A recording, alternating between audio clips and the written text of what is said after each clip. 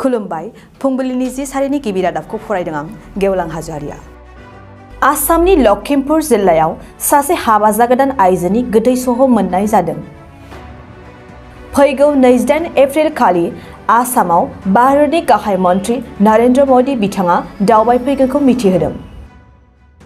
आसामनि शिवसागर जिल्लायाव 60 साननि थाखाय 144 आयेन फोसावनाय जाबाय। मणिपुर काक्सिं जिल्लायाव मणिपुर पुलिसा सासे आयेननि बेरेखायै सना लांखारग्रा सुबुंखौ हमनो मोन्दों। लोगोआव गासै 2.9 केजिसो जानाय मोन 18 गेदेर सनानि थुख्रा हमनो मोननाय जादों। नागालेण्ड सरकारा फाइनेन्सियेल साइबार क्राइमनि जेंनानि सायाव सांग्रां जानो थाखाय खावलायदों। अरुणाचलाव इटानगरनि सासे पुलिस साब इन्सपेक्टरखौ बुथारनायनि दायाव लोब्बा थानाय आसामनि सासे आरो कलकातानि 2 सुबुंफोरखौ हमदों। गुवाहाटी नोगोर कामरुप जिल्ला आमथला सात्रा गामिनिफ्राय मावसोद उदखारि हानजाजों सोमोन्दो थानाय सासे सुबुंखौ हमनो मोननाय जादों।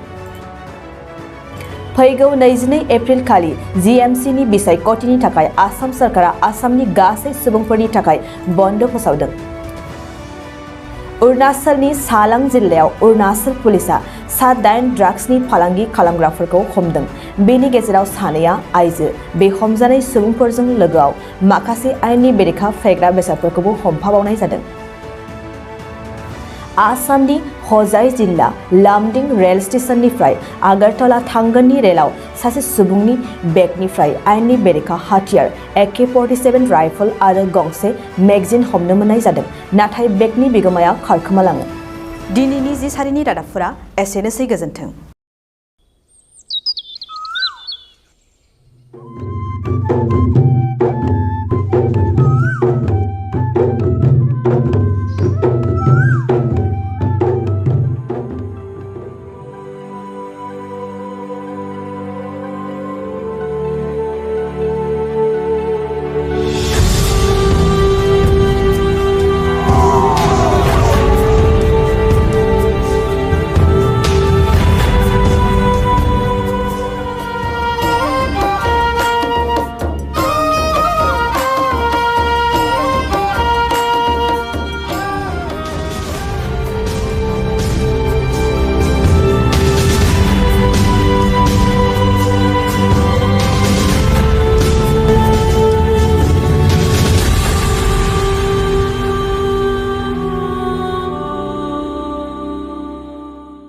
गोग्गो आदार जाग्रा सुबुंफोरनिसिम मोनसे गोजोनथाव खौरां। उदालगुरि जिल्लानि सिङाव थानाय मावरिया गामियाव मनाटिसा गावसुंथा हान्जानि सोद्रोमा हांमा ब्रह्म बिथाङा आसाम स्टेट रुरेल लाइभलिहुड मिशननि गेजेरजों खानस्रि हासार आरो गोबोर हासारजों दिहुनजानाय अर्गेनिक मैगं थाइगंनि गला बेखेवनाय जाबाय।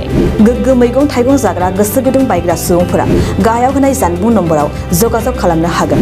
जानबुं नम्बरा जाबाय 8011748256। जानबुं नं 8011748256।